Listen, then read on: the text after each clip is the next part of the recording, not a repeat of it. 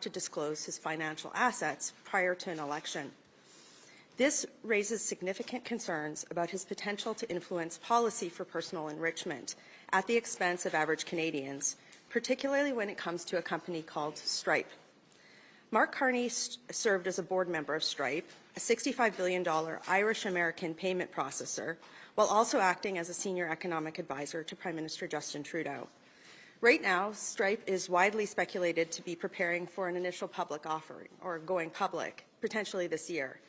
Recent actions which show this, that investors have speculated on its IPO evidence, include the company's cutting 1,000 jobs about a couple of years ago, but even more recently, the company just shed another 300 jobs. And this is something that some analysts are saying could be evidence of the company leaning operations ahead of an initial public offering. At his campaign launch on January 16th, Carney announced his resignations from the board of Stripe, Brookfield, Bloomberg, and others. But notably, he didn't confirm whether or not he had divested his financial interests in these companies. It's standards for board members to receive stock options or shares. And the question that I have is whether or not Mark Carney received any from Stripe and whether or not he still holds those interests. A very large, right now the valuation of a potential Stripe IPO is somewhere in the neighborhood of $65 to $70 billion. Could translate into substantial financial gain for somebody who holds certain financial instruments, as Mr. Carney potentially could. And also, Stripe, as a federally regulated financial services company in Canada, makes disclosure of his interests especially critical. So, Canadians deserve a straightforward answer. Does Mark Carney still hold any stake in Stripe? Now, just to explain the loophole that I've mentioned. Under Canada's Conflict of Interest Act, public office holders have 60 days to file disclosures and 120 days to finalize them after assuming office. If Carney wins the leadership and then quickly calls an election, it's conceivable that he wouldn't have to disclose his financial interests, such as the one in Stripe, until after an election. And again, this is a situation that the law didn't anticipate. An unelected person who had significant corporate board interests becoming Prime Minister and then not disclosing his interests ahead of a federal election. There's another issue with Stripe as well, too. Earlier this year, Visa and MasterCard reduced interchange fees, promising Canadian small businesses $1 billion in savings over 5 years. Stripe, however, retained some of these savings from small business clients. They held it back. In late 2024, former Finance Minister Chrystia Freeland pledged policy action to ensure that payment processors, particularly Stripe, would be mandated to pass along savings to small businesses. Yet, Mark Carney has been curiously silent on this issue, and because Parliament is prorogued and committee hearings that were looking at this issue can't continue, these savings have not been passed along to small businesses. The other thing is that because these savings are not being passed along to small businesses and are being retained by Stripe, it could help inflate its value ahead of a potential IPO. So today, Conservatives are calling upon the following. For Mark Carney to disclose all of his corporate interests, not just in Stripe. I firmly think that Canadians, anybody seeking to lead this country, need to live above the letter of the law and with the spirit of the law, which he's not doing by not disclosing his assets. And we're also calling upon him to speak out and call upon Stripe to pass these interchange fee savings to small businesses, particularly as every Canadian business requires everything that we can possibly do to help them get ahead under the threat of American tariffs. Thank you. Is your party going to defund the CBC? Our party has been very clear on that issue.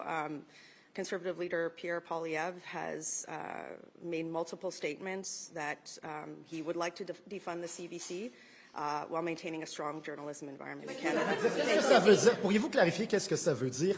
En anglais, s'il vous plaît. Pardon. What does it mean to defund the CBC? Is it part? Is it totally? What it means?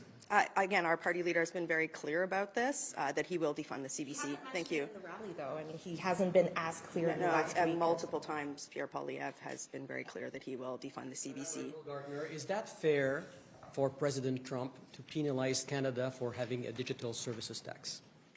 Conservative leader Pierre Poilievre has been very clear with our party's plan to ensure that Canada is put first in light of the threat of American tariffs. That includes a plan to secure our borders as well as to bolster Canadian businesses. That's specifically, what do you think about that? Again, Conservatives, we don't like a lot of the taxes that the Liberals have put in place. In fact, our primary platform has been axe the tax. So anything that Conservatives can do to make businesses more competitive in Canada, that's something that would be under our Canada First plan. Thank you. One would argue that that tax, for example, is actually a disincentive to Canadian companies doing the same thing than American companies. And the American companies coming in Canada should pay at least a certain level of taxes that Canadian companies are paying. So do you feel... Again, Conservative Party leader Pierre Poilievre has been very clear that we'll put Canada first in any situation or scenario involving American tax. Thank you. Yes. Ms. Rempel-Garner, I want to ask you about something Stephen Harper wrote in a newspaper this week, saying that Canada's focus should not be on pursuing deeper economic and security partnerships with the United States, and that we must avoid further dependency on the United States. I'm wondering what you think of that. Do you agree with that? I read former Prime Minister Stephen Harper's op-ed in the Globe yesterday, and I found that he actually echoed a lot of the sentiments that Conservative Party leader Pierre Poilievre has already put out with regard to. Again, though, our party leader has been very clear that we would put forward, and we have put forward, again, very strong set of policies to secure our borders, to make Canadian businesses more competitive, and to make Canada more economically competitive as a whole. So, but I will say this, who isn't commenting on these things, who hasn't talked to you guys at all, is the press gallery? Mark Carney. It'd be great if he did that this week, too.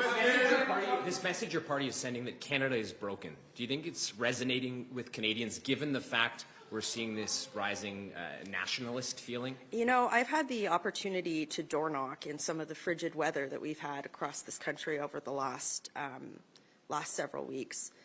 And as our party leader, Pierre Poilievre, has said in interviews on this topic this week, it is perfectly permissible, not just permissible, but necessary to address the systemic issues that the Liberals have caused in Canada that are causing people a lot of pain and a lot of harm. People can't afford groceries. That's one of the #1 things that I get in my inbox in my constituencies, that they can't afford to eat or pay their rent. There's many systems in our country that just aren't delivering what they're supposed to do. Our federal deficit is out of control. These are all problems that need to be addressed. They shouldn't be glossed over. And I understand why Liberals like Mark Carney are trying to gloss over that fact, because they want Canadians to forget the pain and destruction that this government has caused them. So we're doing something far different than the Liberals are doing. First of all, Conservative leader Pierre Poilievre is going out and acknowledging the pain and destruction that the Liberals have caused, like the suffering on our streets due to the fentanyl crisis, like the housing affordability crisis. But the other thing that he's doing is he's coming out with tangible policy, like our Canada First plan. Meanwhile, you've got Mark Carney coming out spewing some sort of gobbledygook about spending more and investing spending.